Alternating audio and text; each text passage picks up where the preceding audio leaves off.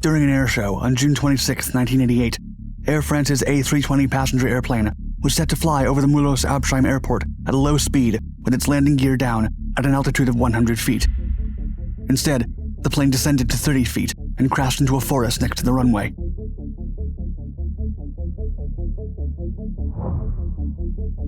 The A320 airplane was only Airbus's third model.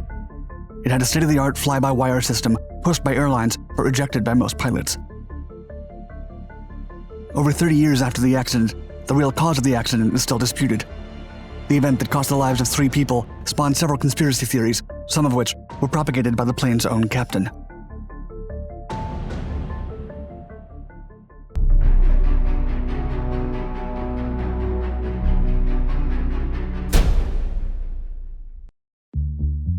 Fly-by-wire.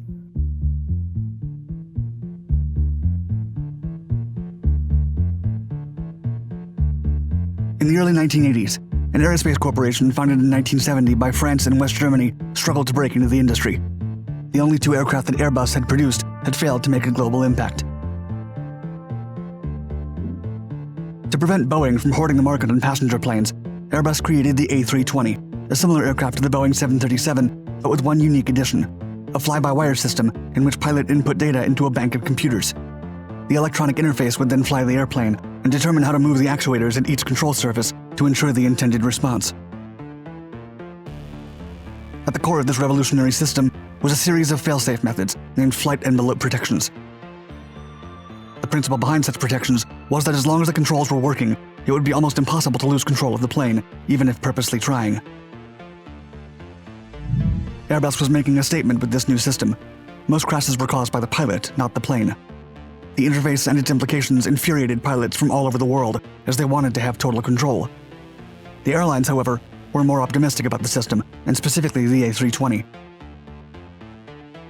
Finally, after an extensive marketing campaign focusing on the airplane's state-of-the-art features, the A320 joined Air France's fleet and entered commercial service on April 18, 1988. A unique christening.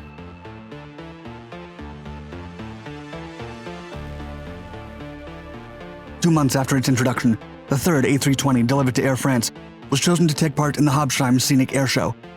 The pilots would be Michel Asselineau and Pierre Mazière, who had over 21,000 hours of flight and 30 years of experience between the two. The aircraft would depart from the Charles de Gaulle Airport to the Basel-Mulhouse Airport for a brief press conference. Passengers would then board the plane and fly a short distance to the Habsheim Aerodrome.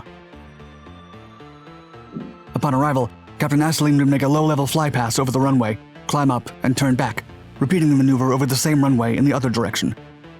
The showcase would be followed by a scenic sightseeing trip to the Mont Blanc mountain and a Paris return. The pilots did not receive the flight plan until the morning of the event. They also did not receive any specific details on the flyover or the aerodrome and its runway. The passengers aboard the A320 had won tickets in a promotional raffle organized by local businesses. Many of them had never been on an airplane before. The boarding list included several unaccompanied minors, journalists, and flight attendants, bringing the total to 136 occupants.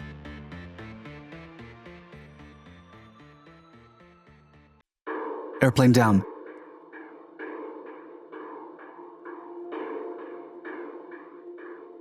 On June 26, 1988, Air France Flight 296 took off from Paris towards the Habsheim Aerodrome.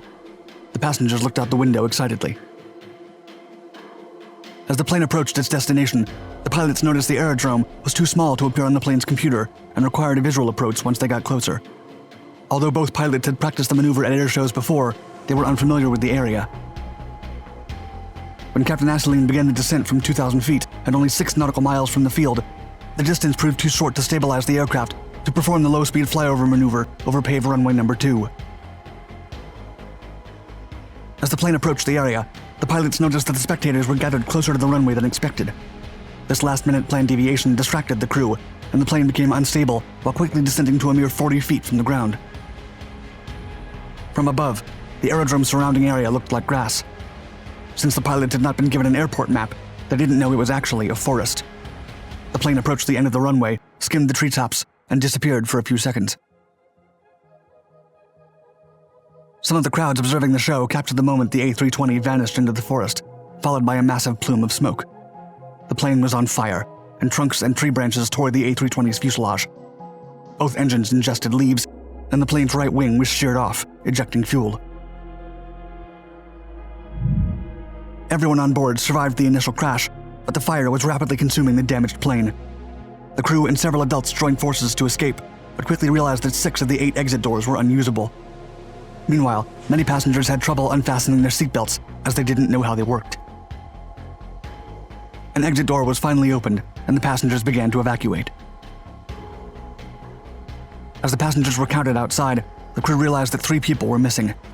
They were later found inside the plane, having perished from smoke inhalation. The victims were a young boy in a wheelchair, a girl whose seatbelt malfunctioned, and a woman who had returned to the plane to help the girl. Aftermath.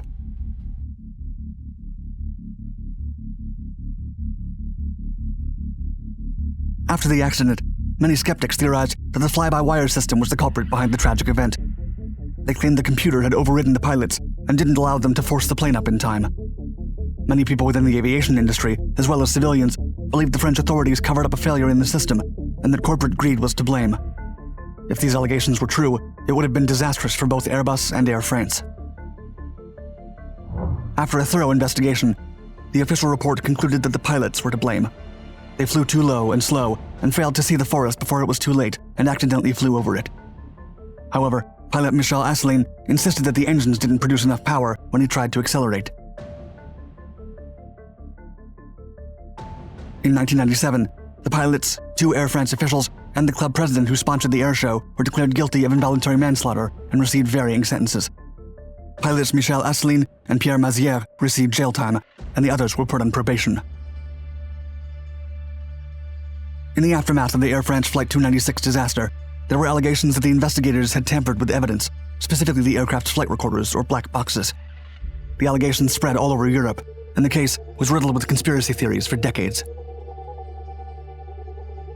Government officials eventually changed the law to prevent similar incidents from ever happening again and issued a list of recommendations. These included having a more thorough and comprehensive flight plan before every air show, and performing a reconnaissance flight over the area so that pilots could be aware of every step of the mission. Most importantly, no civilian has ever flown in an air show again.